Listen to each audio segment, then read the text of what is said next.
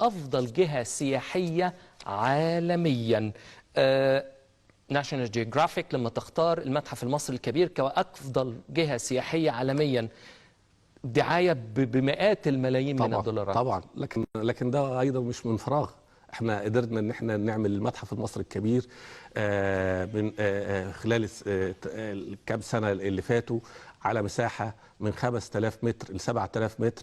قدرنا ان احنا الدوله المصريه قدرت ان هي تضم حوالي 50 او تضع حوالي 50 ألف قطعة أثرية في هذا المتحف.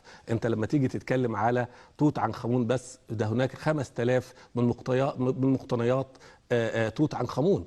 فبالتالي بعض المقتنيات تعرض لأول مرة. طبعا، والأول ده 5000 بيتم عرضهم تحديدا بيتم عرضهم لأول مرة. الأعظم. أنت بتيجي تتكلم على وأنت داخل كده يا فندم، بتلاقي المسلة المعلقة، بعديها بيستقبلك الملك رمسيس الثاني، تجد مسارح، مكتبة كبيرة جدا، مركز تجاري وأنشطة تجارية، ده كله ده داخل المتحف. وفي الخارج أيضا يوجد أكثر من حديقة. هناك حديقة اسمها حديقة المدرجات، حاجة عظيمة جدا، أو الحديقة المدرجة.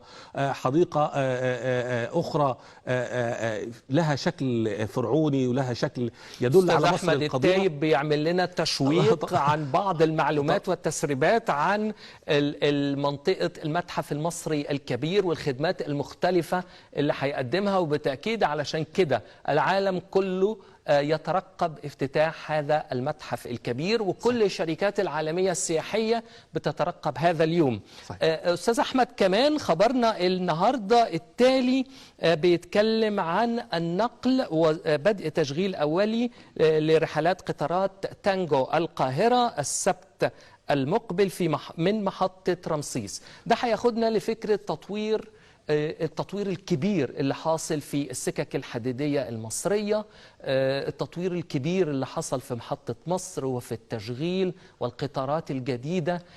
ازاي ده ممكن يبقى انعكاس لأن الدولة المصرية مصرة على تقديم خدمة مميزة لكل من يقطن على أرض مصر، تحديدا في مجال النقل، يبقى أحد روافد تشجيع الاستثمار. معايا دقيقتين. ده صحيح. هو طبعا كان من أهم المطالب الحقيقية، وكان يعني بيمثل مشكلة كبيرة جدا للمواطن المصري، اللي هي فكرة النقل. فكرة ربط المحافظات ببعضها البعض، ده كان أمر يعني في منتهى الصعوبة.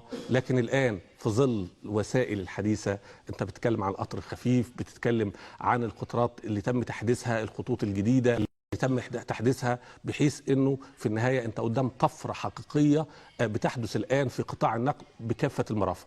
لكن الاهم من كده ان صدق الرئيس عندما قال ان في 2021 قطار قديم خردة، واخد حضرتك، على السكك الحديديه المصريه. وبالفعل حضرتك لا يوجد اي قطار الان خردة، كل القطارات كلها قطارات حديثه مجهزه، وده ينعكس على الطفره الكبيره جدا والنوعيه اللي شهدها قطاع النقل خلال السنوات الماضيه. وده طبعا هيعود له يعني اكثر من فائده، سواء كان على المستوى الخدمي للمواطن او على المستوى الاقتصادي، ان هو يساعد طبعا المستثمرين، لان في النهايه المستثمر يريد بنيه تحتيه عشان هو يقدر يجي يستثمر ويضع فلوسه.